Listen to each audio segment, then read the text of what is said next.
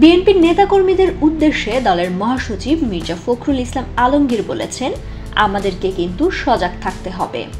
আমাদের সংগ্রাম কিন্তু শেষ হয়নি, আমাদের কিন্তু সেই গণতান্ত্রিক উত্তরণ এখনো হয়নি।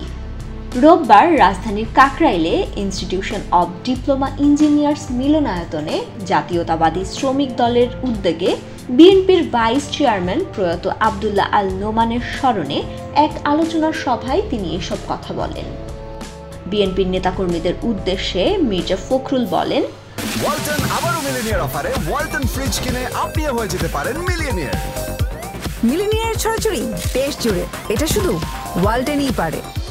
আমরা নির্বাচনের মধ্য দিয়ে একটি নির্বাচিত সরকার ও পার্লামেন্ট এখনো পাইনি।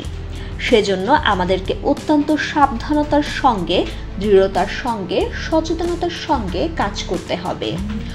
দলকে আরও সুদৃঢ় করতে হবে, সংগঠনকে আরও শক্তিশালী করতে হবে।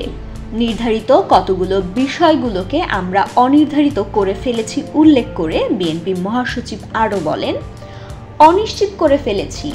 সংস্কার, নির্বাচন, এই কথাগুলো এখন অনেক বেশি উচ্চারিত হচ্ছে।